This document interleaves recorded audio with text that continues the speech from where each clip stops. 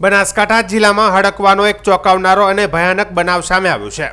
પાલનપુર તાલુકાના નરાસણ ગામમાં કૂતરું કરડ્યા બાદ એક યુવકમાં હડકવાના ગંભીર લક્ષણો જોવા મળતા સમગ્ર ગામમાં ભયનો માહોલ ફેલાયો હતો. યુવક અચાનક શ્વાનની જેમ ભસવા લાગ્યો હતો તેમજ લોકોને કરડવા દોડ્યો હતો, જેના કારણે પરિસ્થિતિ અત્યંત તંગ બની ગઈ હતી.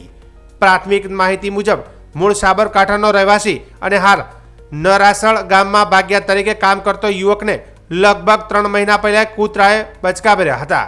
જોકે યુવકે તે સમયે હડકવાનું ઇન્જેક્શન લીધું નહોતું. 3 મહિના બાદ અચાનક યુવકમાં હડકવાના લક્ષણો દેખાવા લાગ્યા હતા. યુવક 4 પગે ચાલતો, શ્વાનની જેમ ભસતો અને લોકોને કરડવા દોડતો હતો.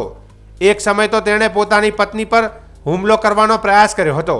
યુવકને 3 સંતાન છે.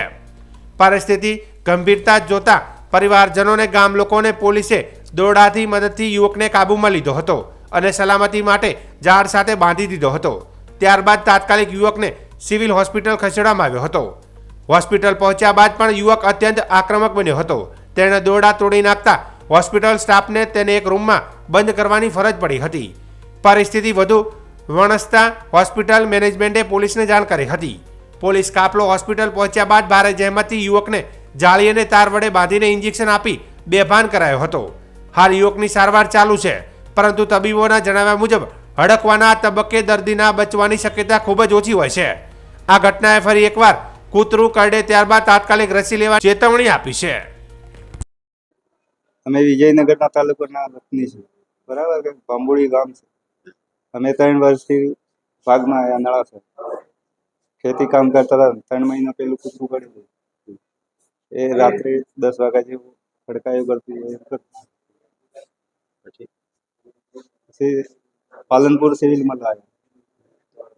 3 મહિના પહેલા કર્યું તો સારવાર કરાઈ ઓવા તો પછી હવે 3 મહિના પછી શું થયું? હા, આ શું કરતો હતો? આ અસર થઈ એટલે શું કરતો હતો? એ કૂતરાની જેમ કરતો. અચ્છા, બધો પાછળ દોડતો બચકો કરતો એવું? હા, શું કરતો હતો? પાછળ દોડતો હતો. પછી શું કર્યું? પછી પકડીને લાયા પાલનપુર સિવિલમાં. હાલ સિવિલમાં શું છે? સારવાર ચાલુ છે. શું કહેવું છે ડૉક્ટરનું? ડૉક્ટરને કહેવા 24 કલાકમાં ખબર પડી. સાહેબ, ખાસ કરીને કિસ્સો સામે છે કે 3 માસ પહેલા કૂતરું કર્યું, હવે એની અસર અને ગંભીર પ્રકાર ડૉક્ટર તરીકે આમાં શું? જો સૌથી પહેલી વાત કે જે આપણે જૂની માન્યતા છે અથવા આપણે જે જગ્યાએ બોર્ડ જોઈએ છે કે કૂતરાથી સાવધાન અને બીવેર ઓફ ડોગ, તે વસ્તુ સાચી છે. કારણ કે કોઈ બી પ્રાણી એનિમલ પ્રત્યેનો પ્રેમ અને એની સાવચેતી એ અલગ વસ્તુ છે અને એનાથી થતા રોગો એ અલગ વસ્તુ છે.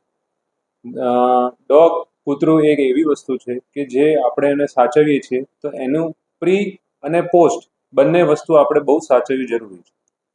કૂતરા કરડવાથી જે આપણને વસ્તુ થાય છે એમાં એક હડકાયું કૂતરું હોય છે અને એક હડકવા વગરનું કૂતરું હોય છે. બંનેમાં વેક્સિનેશનની જરૂર પડે છે. સૌથી પહેલી વસ્તુ એવું છે કે જ્યારે કોઈ બી કૂતરું કરડે છે તો એના પ્રોપર વેક્સિનેશન હોય છે, જેને રેબિસ વેક્સિન કહે છે, જે લેવી અનિવાર્ય છે અને જે સરકારી હોસ્પિટલમાં તદ્દન ફ્રી ઇલાજ એનો થાય છે. બીજી વસ્તુ છે કે ચલો કૂતરું નથી કરડ્યું અને આપણને કૂતરું રાખવાનો શોખ છે, પ્રાણી પ્રત્યેનો આપણને પ્રેમ છે, તો એના માટે પ્રી એક્સપોઝર પ્રોફાઇલેક્સિસ તરીકે રેબિસની વેક્સિન લેવી જરૂરી છે, જે માણસને અને ડોગને એટલે કે કૂતરાને બંનેને આપવી જરૂરી છે, જેથી ભવિષ્યમાં આપણને ડોગ બાઇટ થાય છે, કૂતરું કરડે છે, આપણું પાળેલું કૂતરું, તો બી એનાથી આપણે નુકસાન ન થાય એનો આપણને સાવચેતી મળી રહે છે. બીજી હોય છે પોસ્ટ એક્સપોઝર પ્રોફાઇલેક્સિસ, એટલે કે કૂતરું કરડ્યા પછી જેનો બી ડોઝ હોય છે 0, 3, 7, 14, 28 એ રીતે, જેના 5 થી 7 ઇન્જેક્શન લેવાના હોય છે, જે લેવા બહુ જ જરૂરી છે. ત્રીજી એક વસ્તુ આવે છે કે જો કૂતરું બહુ જ કરડ્યું છે અને બહુ જ ઊંડાણ સુધી કરડ્યું છે, જેમ કે મસલ છે, મસલના અંદરના સુધી પહોંચી ગયું છે, તો એવા ટાઈમે રેબિસ ઇમ્યુનોગ્લોબ્યુલિન કરીને રોગપ્રતિકારક શક્તિ વધારવા માટેનું ઇન્જેક્શન આવે છે, જે ઘાની આજુબાજુ જ લેવાનું હોય છે, જે બી લેવું બહુ જ જરૂરી છે. હવે મેઇન વસ્તુ શું છે, આપણે ક્યારેક કેવું થાય છે, ખાલી કૂતરાએ દાંત બેસાડ્યા છે અથવા કૂતરાએ ખાલી મને પકડ્યું હતું, મને લોહી નહોતું આવ્યું, એમ કરીને આપણે એ વખતે જે એની રસી છે રેબિસની, જે કૂતરાની કરડવાની રસી છે, આપણે લેતા નથી ત્યારે જ જેમ એમણે કીધું એ પ્રમાણેના સંજોગો ઊભા થાય છે. જ્યારે કદાચ આ ભાઈને 3 માસ પહેલા કૂતરું કરડ્યું હશે તો એ વખતે એમને પૂરેપૂરી રેબિસની વેક્સિનના ડોઝ લીધા નહીં હોય, તેથી એમને અત્યારે આ પરિણામ આવ્યું છે.